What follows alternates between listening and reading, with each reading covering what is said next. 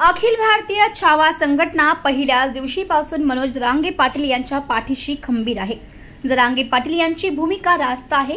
राज्यातील सरसकट मराठा समाजाचा ओबीसी प्रवर्गात समावेश झाला पाहिजे, यासाठी जरांगे पाटील यांची ही मागणी पूर्ण होईपर्यंत छावा संघटना मुंबई सोडणार नसल्याचा दावा अखिल भारतीय छावा संघटनेचे प्रदेश अध्यक्ष विजय घाडगे पाटील यांनी नायगाव येथे केलाय।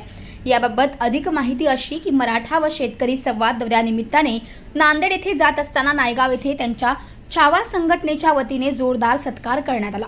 यावेळी नवराष्ट्राची बातचीत करताना मागील 3 महिन्यात 350 शेतकऱ्यांच्या आत्महत्या झाल्या, यास हे सरकार जबाबदार असल्याचे त्यांनी म्हटले। हे या सरकारचे पाप आहे। राज्याचे मुख्यमंत्री फडणवीस असतील, उपमुख्यमंत्री अजित पवार आणि एकनाथ शिंदे असतील यांनी सत्तेत आल्याबरोबर संपूर्ण शेतकऱ्यांची कर्जमाफीचे आश्वासन दिले होते, ते अद्यापही पूर्ण केले नाही। आज राज्यातील शेतकरी मोठ्या आर्थिक संकटात असल्याचे देखील त्यांनी म्हटले। मराठा आरक्षणाची लढाई ताकदीने सुरू आहे। जरांगे पाटलांच्या नेतृत्वाखाली संबंध राज्यातला मराठा समाज एकवटलेला आहे आणि 29 ऑगस्टला जे मुंबईचं आंदोलन आहे ते मुंबईच्या आंदोलनात आम्ही सगळे सहभागी आहोत। मराठ्यांना न्याय मिळाला। भूमिका काय? छावाची भूमिका हीच आहे, शेतकऱ्यांना कर्जमाफी झाली पाहिजे, शेतकऱ्यांच्या सोयाबीनला 8,500 रुपये भाव मिळाला पाहिजे, पीक विमा मिळाला पाहिजे, कापसाला भाव मिळाला पाहिजे। मराठा समाजाच्या ओबीसी मधून आरक्षणाची मागणी जरांगे पाटलांची मागणी आहे ती योग्य आहे।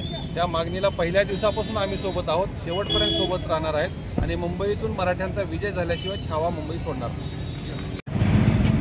शेतकऱ्यांची सरसकट कर्जमाफी या राज्यात बोलू ना।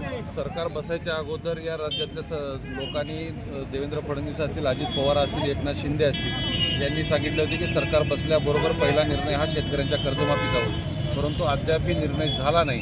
3 महिन्यामध्ये 350 शेतकऱ्यांनी कर्जाला कंटाळून आत्महत्या केली आहे। हे पाप या सरकारचं आहे। त्यामुळे कर्जमाफीचा निर्णय लवकरात लवकर झाला पाहिजे।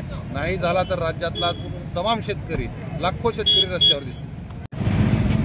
शेतकऱ्यांची सरसकट कर्जमाफी या राज्यात बोलू ना।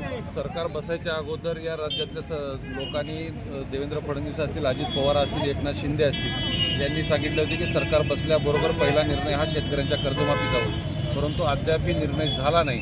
3 महिन्यामध्ये 350 शेतकऱ्यांनी कर्जाला कंटाळून आत्महत्या केली आहे।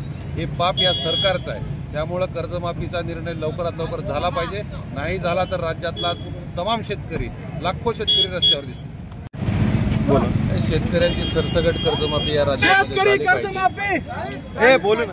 सरकार बसायच्या अगोदर या राज्यातल्या लोकांनी देवेंद्र फडणवीस असतील, अजित पवार असतील, एकनाथ शिंदे असतील यांनी सांगितले होते की सरकार बसल्याबरोबर पहिला निर्णय हा शेतकऱ्यांच्या कर्जमाफीचा होईल, परंतु अद्यापही निर्णय झाला नाही। 3 महिन्यामध्ये 350 शेतकऱ्यांनी कर्जाला कंटाळून आत्महत्या केली आहे। हे पाप या सरकारचं आहे। त्यामुळे कर्जमाफीचा निर्णय लवकरात लवकर झाला पाहिजे। नाही झाला तर राज्यातला तमाम शेतकरी, लाखो शेतकरी रस्त्यावर दिसतील।